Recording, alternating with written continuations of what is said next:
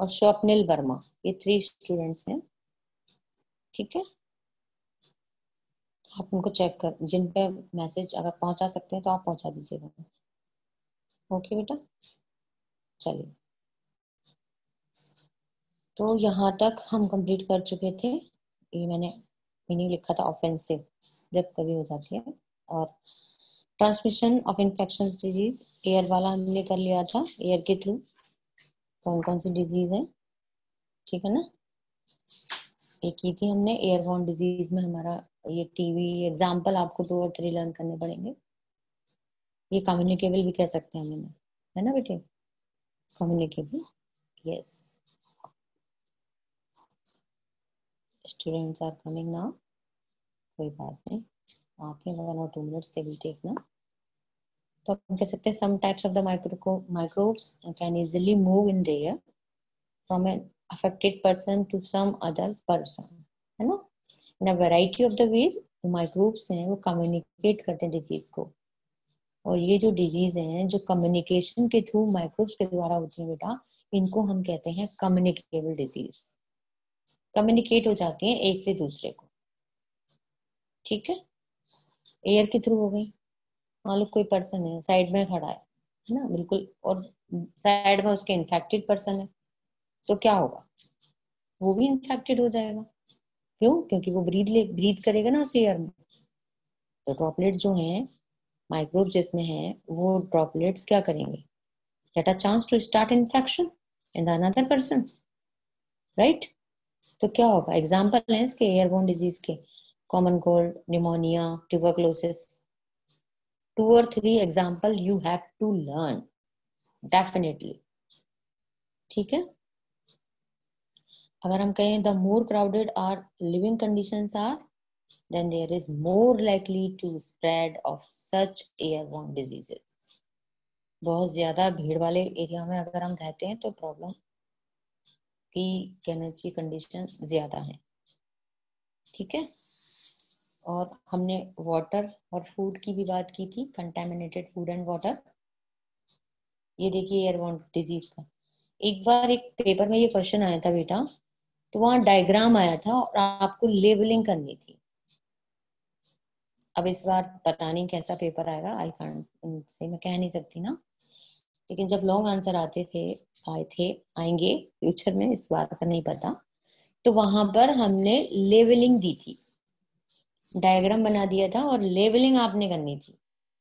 तो लेवलिंग आप तभी कर सकते हैं जब आपको ये समझ आएगा कि यहाँ है क्या। तो आप लेवलिंग में चेक करिए, स्मॉल ड्रॉपलेट्स दे रखी है, इवापोरेट टू ड्रॉपलेट, है ना, निकले इन द जोन, जोन में आ गई, मान लो ये जहाँ ये ब्रीथ कर रहा है, ड्रॉपलेट्स निकले carried in the air current, चली जाएंगी वहां से, और वेंटिलेशन के थ्रू फिर काम दूर भी जा सकती है। अब कितनी दूर जा रही है ये हमें देखना है, पास में आ सकती है 2 मीटर की रेंज में। Large droplets settle to ground in the few second, नीचे आ जाएंगी, जितनी छोटी छोटी होंगी उतनी दूर चली जाएंगी, ठीक है ना। ये हो जाता है कि नहीं हो जाता है, 4 मीटर में आ जाए, 2 मीटर में आ जाए। तो ये लेबलिंग के रूप में भी एक बार ये क्वेश्चन आया था, ये आपको बता रही थी मैं, ठीक है। तो अब वाटरबोर्न डिजीज की हमने बात की थी, है ना बेटा। तो आपको पता है कि अगर हम गंदा पानी पी लेते हैं, है ना, थ्रू द कंटेमिनेटेड वाटर, तो जिसमें अगर मान लो बाहर का पानी है, एक्सक्रीटा वगैरह इन्फेक्टेड पर्सन के इसमें मिक्स है, और वो पानी अगर हम पी लेते हैं, लोगों के द्वारा अगर वो वाटर कंज्यूम कर लिया जाता है, उन्हें नहीं पता हो ना, वाटर में दिखाई थोड़ी ना देता है, वहां से तो फिल्टर होकर आ रहा है, फिर भी अगर रहेगा तो दैट्स वाई। तो ये डिजीज कॉजिंग माइक्रोब्स होते हैं वो एंटर कर जाते हैं होस्ट में, किसके द्वारा, वाटर के द्वारा। उसे कोई बॉडी मिल गई लिविंग बीइंग, उसके लिए होस्ट बन जाता है। When they drink such a water, तो क्या होगा, they are likely to fall ill, बीमार हो जाएंगे। Infectious disease are more likely to be spread, फैल जाएगी, to be spread where safe drinking water is not supplied by municipality. जहां पर साफ पानी नहीं आ पाता है, वहां उस एरिया में ये डिजीज ज्यादा होती है, वाटरबोर्न डिजीज, राइट। यस बेटा, है ना। तो ये भी इसमें मेनली हम क्या कह सकते हैं, लूज मोशन हो जाते हैं, वॉमिटिंग हो जाती है, स्टमक पेन, है ना। गैस्ट्रोइंटेस्टाइनल डिजीज की नेम है, ये आपकी टेबल भी दे रखी है आपके पास, आप इस टेबल को अच्छे से लर्न कर लेना बेटा। जैसा कि मैंने आपसे कहा, आपसे डिजीज भी पूछी जा सकती हैं और पैथोजेंस भी, both are there in this table. ठीक है, समझ आ गया।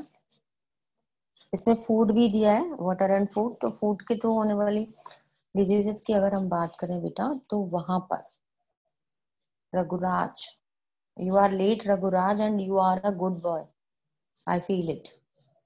जितना मैंने आपको जाना है रघुराज, टाइम से आएंगे ना तो अच्छा होगा। जो भी, मुझे भी नहीं पता होता कि जो भी माइंड में चल रहा है हम बोलते जाते हैं बेटा। ठीक है,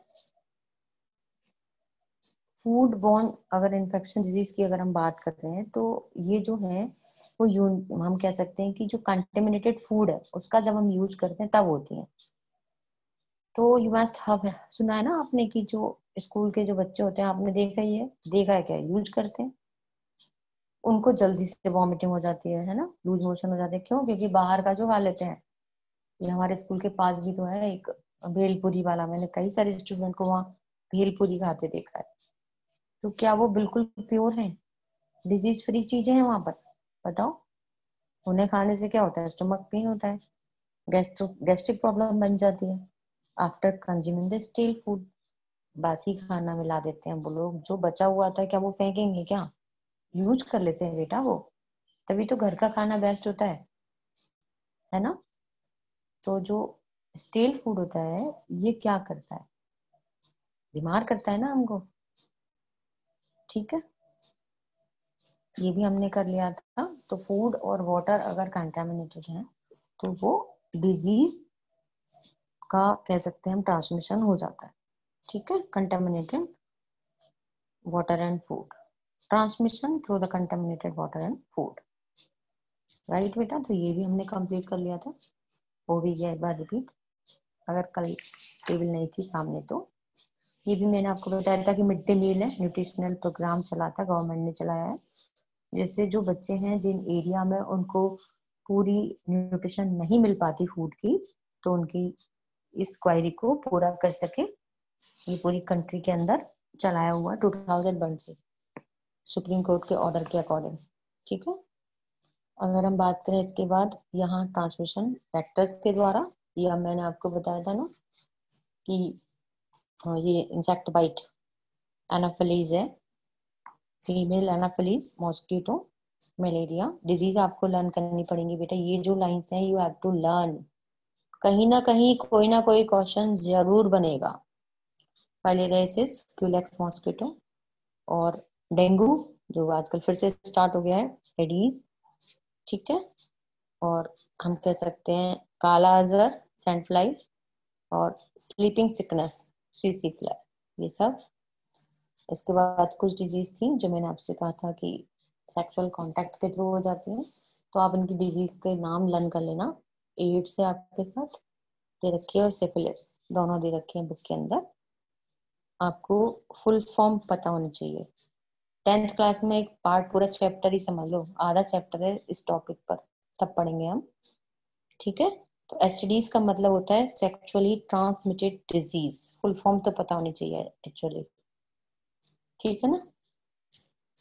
और अगर आप एड्स की फुल फॉर्म लिख लेना अपने पास, एक्वायर्ड इम्यूनो डेफिशिएंसी सिंड्रोम। ठीक है, एक्वायर्ड इम्यूनो डेफिशिएंसी सिंड्रोम, और AIDS is caused by the HIV. ठीक है ना, ह्यूमन इम्यूनो डेफिशिएंसी वायरस। ठीक है, human immuno deficiency virus. It may be added here in the such we can say sexually transmitted disease. ठीक है, are not spreaded by the casual physical contact. इनसे नहीं होती है, शेक हैंड से नहीं होती है ना। स्पोर्ट्स लाइक स्विमिंग, और भी कोई भी अगर 2% touch each other socially.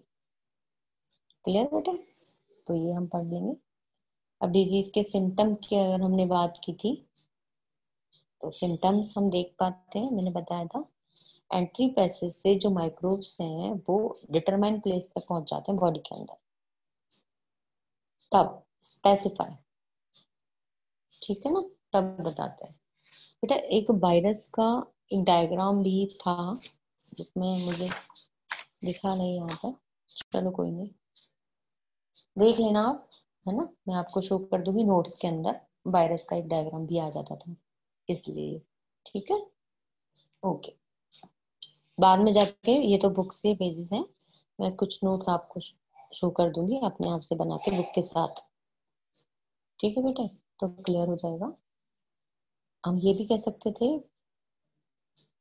Organ specific disease है ये, और कुछ होती हैं organ specific, tissue specific, we can say infectious disease, right. तो चलो हम इनकी देख कर रहा, चलिए एंट्री पैसेज हो गया ये, ट्रीटमेंट ऑफ डिजीज, ये पॉइंट्स हैं हमारे, पॉइंट्स चल रहे थे ना ये, तो यहाँ पर अब हमारा सिम्टम्स का हो गया था कि सिम्टम्स हमें दिखाई दे जाते हैं, उनका टारगेट होता है, अगर ब्रेन का है हेडेक, वॉमिटिंग और मेंटल रिटार्डेशन आएगा, लंग्स का है तो cough, pain in the chest and breathlessness, है ना, और अगर उनका टारगेट इंटेस्टाइन का है तो स्टमक एक, वॉमिटिंग एंड डायरिया, ये सारी प्रॉब्लम तैयार हो जाती है। अब हमने बात की थी ट्रीटमेंट ऑफ डिजीज की, तो कैसे कर सकते हैं, इन्फेक्शियस डिजीज है तो हम क्या करेंगे, उसका पहले तो reducing the effect of the disease, जो भी डिजीज है उसका इफेक्ट धीरे धीरे कम करेंगे, फिर बाय किलिंग द माइक्रोब्स, जो भी माइक्रोब्स हैं उनको हमें किल करना है, इससे यूज ऑफ द एंटीबायोटिक्स, कभी कभी क्या होता है एंटीबायोटिक्स लेते हैं और कोई दूसरी प्रॉब्लम तैयार हो जाती है, तो कहते हैं ना कि डॉक्टर आपसे पूछता है कि आपको कोई एलर्जी तो नहीं है ना, कोई भी एलर्जी तो नहीं, वो पूछता है, आप इसीलिए पूछता है, अगर कोई ड्रग लेने से एलर्जी है तो वो उसके अकॉर्डिंग चेंज करके दूसरी फिर दवाई देता है, मेडिसिन देता है ना बेटे, यस। तो कम टू दिस, ये आपको दे रखा था एंटीबायोटिक्स के डेफिनेशन है, कौन कौन से एंटीबायोटिक्स है सेपरेट करके दे रखा है, क्योंकि इतना ऐसे नहीं आता, उन्होंने ब्लॉक में बता दिया है आपको, ठीक है। अब आता था प्रिवेंशन ऑफ डिजीज, तो वी नो दिस, ठीक है, prevention is better than cure, ये हो गया। यहाँ पर हमने क्या पढ़ा बेटे, इसमें कई सारे वे दे रखे हैं, जनरल वे हैं, स्पेसिफिक वे हैं, कि किस तरीके से हम अपने आप को प्रिवेंट कर सकते हैं। देखो आजकल की अगर हम बात करें तो हम अपने आप को प्रिवेंट कर रहे हैं किससे, कोरोना वायरस से, कैसे, अमिताभ बच्चन एक स्लोगन देते हैं, 2 गज दूरी मास्क जरूरी, समझ आई ये बात, कि यहाँ पर जो कोरोना वायरस है आने वाले वक्त में आई फील कि ये बुक में ऐड हो जाएगा बाकी सारे स्टूडेंट के लिए, है ना बेटा, तो हमें डिस्टेंस भी रखनी है और मास्क भी लगाना है, ये सीधे सांस लेने में प्रॉब्लम तैयार कर देता है, तो लंग्स के साथ स्पेसिफिक ऑर्गन हो गया, है ना, तो प्रिवेंशन हमें रखना है। इतनी सारी जब बातें हमने की तो अब हम ट्रीटमेंट पर आ गए, इन्फेक्शन से जब हमें पीछा छुड़ाना है, हम ये कह सकते हैं कि we can get rid of the infection by treating, तो उसके लिए कुछ लिमिटेशंस हैं, हम कह सकते हैं कि skin also play an important role against infection, है ना, so prevent the entry of the microbes into the body, अगर स्किन से इन्फेक्शन अंदर नहीं जाता तो हम बच सकते हैं। ये जो हमारी outer most layer of the body that is skin consist of two distinct layer, yes, the one that's epidermis and the dermis, आपने अभी एक पूरा स्ट्रक्चर दिया है, हम पढ़ते थे इसे इस चैप्टर में, है ना, तो चलो मैं बता देती हूँ, 2 लेयर्स है हमारी, सबसे ऊपर होती है एपिडर्मिस और इसके नीचे जो थिकर लेयर है वो है डर्मिस, ये दोनों लेयर मिलकर के स्किन बनाती है बेटा। तो epidermis contain many layers of the tightly packed epithelial cells with a waterproof dead cell, इनमें केरेटिन प्रोटीन होता है, केरेटिन पढ़ा था ना हमने जब हम बात कर रहे थे सेल्स वाले चैप्टर में, केरेटिन प्रोटीन जब हमने पढ़ी थी, तो जो वाटरप्रूफ लेयर होती है, ये आउटर मोस्ट लेयर है एपिडर्मिस के अंदर, और ये एक्सपोज्ड करती है आउटर एनवायरनमेंट। यही हमारी बॉडी का जो हार्ट है वो टच में आता है एनवायरनमेंट के, ठीक है। और डर्मिस वाली तो उसके नीचे होती है, वो कनेक्टिव टिश्यू से बनती है, उसमें ब्लड वेसल्स होती हैं, हेयर फॉलिकल्स होते हैं, स्किन के ऊपर छोटे छोटे हेयर्स नजर आते हैं ना, यस। तो वो ये जो छोटे छोटे हेयर्स हैं ये हेयर फॉलिकल से निकलते हैं। इसके अंदर सेबेसियस ग्लैंड्स होती हैं, स्वेट ग्लैंड्स हैं। ऑयली स्किन अगर है तो उसका मतलब सेबेसियस ग्लैंड ज्यादा है, स्वेट आता है बॉडी के ऊपर, है ना। ल्यूकोसाइट्स होती हैं, डेंड्रिटिक सेल्स होती हैं, ये डायग्राम में बकायदा दिया होता है। चलो कोई नहीं, बहुत लेंदी हो जाता है इसलिए उन्होंने शॉर्ट में दे दिया है, कि इतना अभी नहीं पूछते 9th क्लास में, लेकिन ये 11th में इसका भी पार्ट दे रखा है पूरा, है ना। मैक्रोफेजेस ये सब चीजें हैं, हम कह सकते हैं कि एक्सटर्नल बैरियर की तरह काम करती है ये skin. Organ also perform the first line defence, है ना, अगेंस्ट इन्फेक्शन, रेस्पिरेटरी हो, गैस्ट्रोइंटेस्टाइनल हो, यूरोजेनिटल ट्रैक्ट के अंदर इन्फेक्शन हो, duct of the glands. Tanvi Gupta is coming now in the class, है ना। Composed to epithelial cells which are connected by the tight junctions, और ये हमें क्या करती है बेटा, पैथोजन से बचाती हैं। तो जनरल वेज दे रखे हैं, तो इसके अंदर इन्फेक्शियस डिजीज की अगर हम बात कर रहे थे, उससे हमें बचने के लिए अडेप्ट करने हैं कुछ प्रिवेंटिंग मेजर्स हैं ये, पब्लिकली एंड पर्सनली बोथ, ठीक है। यहाँ 5 पॉइंट से रखे हैं आपको। To prevent the exposure to the waterborne microbes, safe drinking water, cleanliness of water bodies, and also vector-free environment should be provided. तो इस सब में हम सबको हेल्प करनी होगी, तब ऐसा हो सकता है। समझ रहे हैं आप। पब्लिकली अगर हम बात करें, पर्सनली तो हम कर लेते हैं, देयर इज नो प्रॉब्लम, लेकिन पब्लिकली मुझे नहीं लगता कि आगरा में हम कर पाते हैं। कोशिश कर रहे हैं, चल रहा है बहुत अच्छे से, फिर भी to prevent the exposure to airborne microbes, उनसे भी हमें बचना है, by providing the condition that are not over crowded. बहुत ज्यादा भीड़ वाले एरिया में नहीं जाना है, इसलिए वहां क्या होगा, एयरबोर्न डिजीज है, वो एक दूसरे की जब ब्रीथ करेंगे तो एयर आएगी एटमोसफेयर में, तो चेंज होगी फिर तो, मतलब हमें अंदर लेना ही पड़ेगा ना चाहते हुए भी।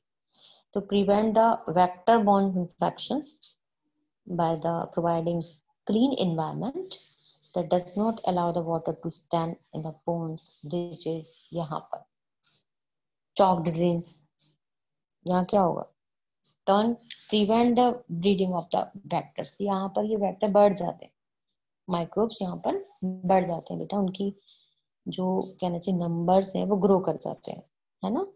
by taking the proper and sufficient food and helps a person to maintain a strong immune system. अगर हम डाइट पूरी ले रहे हैं, बैलेंस डाइट अगर हम लेते हैं, तब भी हम अच्छे से अपने आप को सेफ रख सकते हैं, ठीक है। तो अगर हमारी डाइट अच्छी है, बैलेंस डाइट है हमारी, तब हम अपने आप को इन्फेक्शन से बचा सकते हैं, प्रिवेंट कर सकते हैं, ठीक। By maintaining the personal hygiene such as taking regular bath, wearing clean clothes, washing hands before and after meals. और इस समय ये जो टाइम है, यस मुस्कान, तो इस समय तो हम सब एनी टाइम ये हम करते रहते हैं, अपने हैंड वॉश करते हैं, है ना बेटी। Washing hands after using toilets and bathroom in the hospitals etcetera. और ये जो टाइम है वो तो बेसिकली हम इसीलिए शायद घर पर है ना बेटे। या मुस्कान, ये कंप्लीट करना फिर आपसे बात करेंगे बेटा। कुछ खास है क्या? स्पेसिफिक पे अगर हम बात करें तो body is able to defend itself from most of these foreign agent. बाहर से जो एजेंट अगर आ जाते हैं, वो अगर बॉडी के अंदर इन्फेक्ट कर दें तो डिजीज होनी होनी है। तो हम कह सकते हैं कि overall ability of the host body to fight the disease causing organisms, तो conferred by the immune system. Immune system ही है जो हमें इससे बचाता है, और इसी को हम कहते हैं इम्यूनिटी।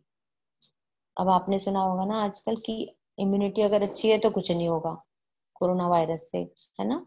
और जिनकी इम्यूनिटी कम है वो बीमार हो जाते हैं, ऐसा हम डेली सुन रहे हैं ये चीजें। तो इम्यूनिटी को हम 2 टाइप्स में डिवाइड किया, इन इनेट इम्यूनिटी एंड एक्वायर्ड। ठीक है, यही हम पढ़ रहे थे। तो innate immunity, non-specific types of the defense that is present at the time of the birth, by birth, है ना, या बर्थ के जस्ट बाद। This is accomplished by providing the different types of the barrier, बहुत सारे barrier provide करती है जिससे फॉरेन जो एजेंट्स हैं बॉडी के अंदर एंटर ना कर सके। इन्नेट इम्यूनिटी, ये भी 4 टाइप्स के बैरियर्स हैं इसके साथ, फिजियोलॉजिकल, सेलुलर और साइटोकाइन। उसके बाद दूसरा उन्होंने टाइप दे रखा है एक्वायर्ड। नेम्स आप लर्न कर लेना बस, ठीक है, इसके अंदर का बहुत अभी नहीं आता है, नेम्स आप लर्न कर लेना, बहुत लेंथी दे रखा है हमारी इस बुक में। इसके बाद एक्वायर्ड इम्यूनिटी की अगर हम बात करें तो ये पैथोजन स्पेसिफिक है। It is characterised by the memory. जैसे हमें एक बार हम बीमार पड़ गए तो हमें याद आता है कि ऐसा एक बार पहले भी हुआ था, तो उससे हम रिकवर हो जाते हैं कि चलो ठीक है हम ये कर लेंगे, बिल्कुल सही हो जाएंगे फिर, ठीक है ना। तो इसको हमने कह दिया एक्वायर्ड। देखिए इसका मतलब बुक में दे रखा है, आप बुक के साथ आइए। This means our body when it encounter a pathogen, कोई भी पैथोजन एनकाउंटर करता है फर्स्ट टाइम, तब हम क्या कह सकते हैं, produce a response called primary response. Starting में जब हमने पैथोजन ने एंट्री की है तब हमने नाम दे दिया प्राइमरी रेस्पॉन्स का, which is of the low intensity, ठीक है। उसके बाद with the same pathogen subsequently encounter करता है with the same pathogen, elicit a highly intensified secondary response आता है। And this is ascribed to the fact that अगर body appears to have the memory of the first time, है ना, first encounter, मैंने कहा ना कि जो भी हमारे साथ पहले हुआ है वो हमारा सब दिमाग में आ जाता है और हम उससे अपने आप को पहले से ही रिकवर कर लेते हैं। The primary and secondary immune system are carried out with the help of the 2 special types of the lymphocytes present in our blood. Lymphocytes जो सेल्स होती हैं जिनको हम WBC कहते हैं, ये क्या करती हैं, हेल्प करती हैं हमारी, इनसे हमें बचाती हैं, ठीक है। तो लिम्फोसाइट्स में भी टाइप दे रखी है बुक के अंदर, बी लिम्फोसाइट्स और टी लिम्फोसाइट्स। कोई नहीं, ये आप तो लिम्फोसाइट ही लिख लीजिए, इट इज राइट, और ज्यादा उन्होंने उसको डिस्क्राइब किया है। तो इनसे क्या होता है, लिम्फोसाइट से एक आपको पता है लिम्फोसाइट हमारे लिए आर्मी की तरह काम करती है, army of proteins in response to the pathogen into our blood to fight with them. यही है बेटा जो हमें बचाते हैं बीमारी से। ध्यान है आपको इनको हम क्या कहते थे जब हमने सेल्स पढ़ी थी, तो ये हमारे सैनिक है, सोल्जर, ठीक है ना, याद आया कुछ, यस। तो वी कैन से इनके अंदर क्या है, ये फाइट करती हैं पैथोजन से और बचाती हैं हमको। These proteins are called antibodies. ये क्या बनाती है, एंटीबॉडीज।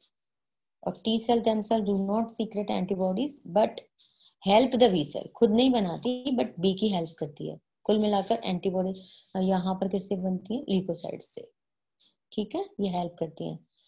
अब 2 स्मॉल कॉल्ड, इसमें ये जो चेन्स बनी है, light chain and 2 longer heavy chain, ये दोनों चेन्स हैं, एंटीबॉडीज को डिस्क्राइब करती हैं। ये जो नीचे डायग्राम दे रखा है structure of the antibody molecule, अब आप इसके साथ आ जाइए, ये आपको समझ आ जाएगा। यहाँ पर एंटी बाइंडिंग साइड्स दे रखी है दोनों, ठीक है, ये दोनों साइड्स हो गई। यहाँ पर लाइट चेन और हैवी चेन दोनों क्लियर हो गई आपको, और ये स्ट्रक्चर बन गया एंटीबॉडी मॉलिक्यूल का, ठीक है।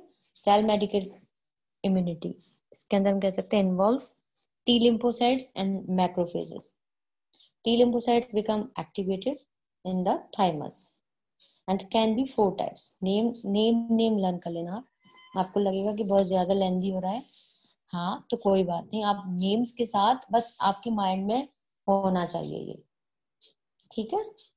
जनरली जब भी क्वेश्चंस आते हैं बेटा तो वो हमारी टेबल से, और अभी पीछे डिजीज दे रखी है, डिजीज को एक्सप्लेन करना, उनके सिम्टम्स किससे होते हैं, ये 4 और 5 पॉइंट्स हैं जो अक्सर आते हैं, ठीक है। ये बस आपको पता होना चाहिए इसमें, है ना। और अब ह्यूमरल इम्यूनिटी, ये भी क्या involves the production of the B lymphocytes. Memory B cells होती है, ये क्या करती है, do not secrete antibodies but they are programmed so that if subsequent infection occurs, again then.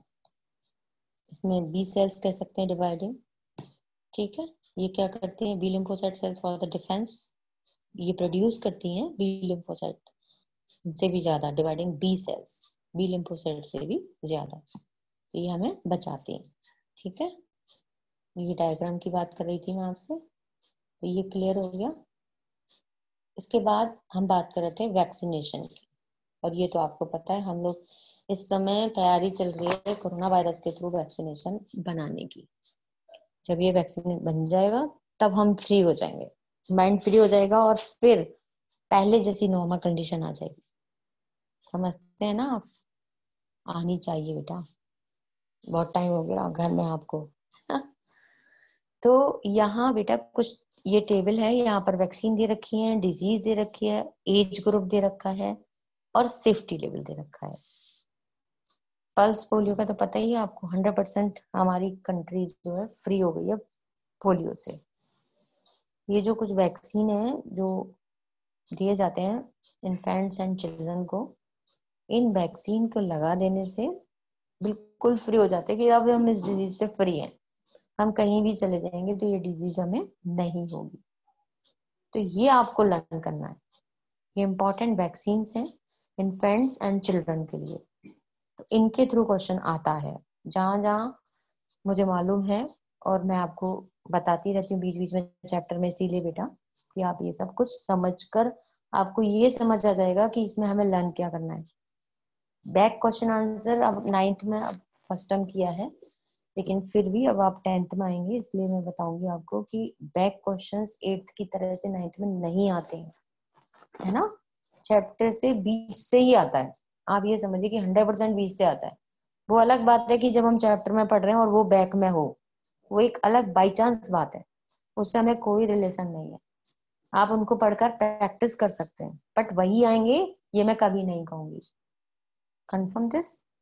Yes बेटा, कि बोर्ड में जब आप कुछ टाइम नहीं है, आप 10th में आ जाएंगे फिर, और फिर बोर्ड देंगे, है ना बेटा, इसलिए आपको अवेयर करना जरूरी है मेरे लिए, ठीक है।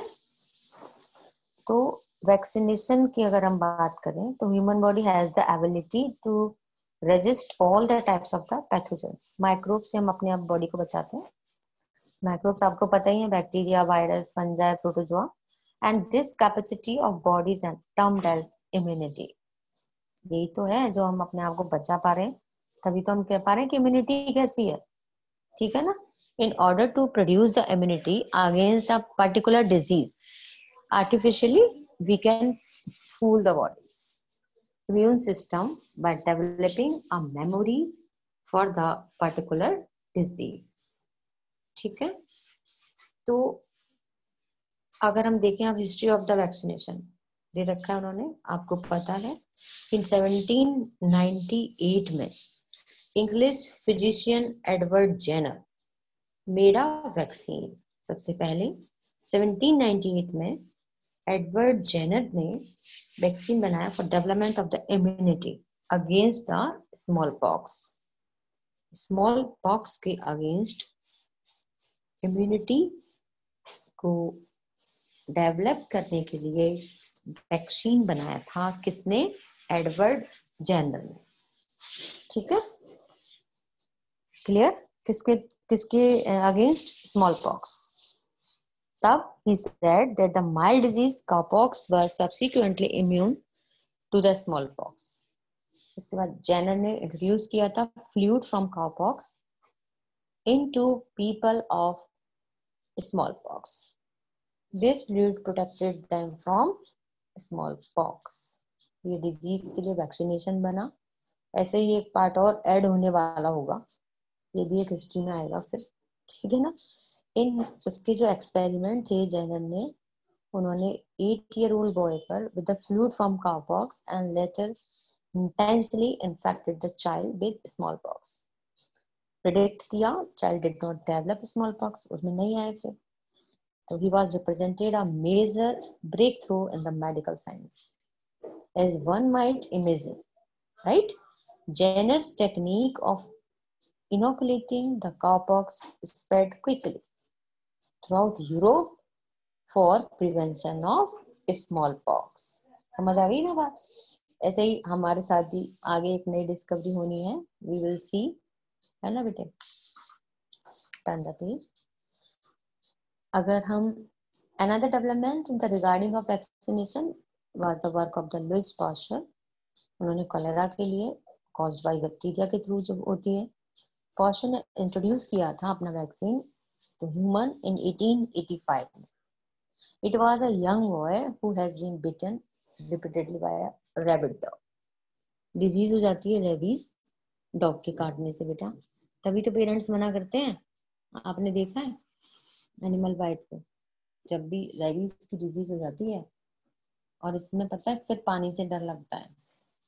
यस बेटा, तो इन सारी चीजों से हमें दूर रखना होता है अपने आप को, ठीक है। तो यहाँ पर after these epic experiments against infection many vaccines have been evolved today। आज भी हो रही हैं और होनी भी है ना बेटे। इंक्रीजिंग आवर लाइफ स्पान, उससे लाइफ इजी हो रही है, कहते हैं ना मेडिकल साइंस बढ़ रही है, तो यही है। But we are still trying to improve the vaccine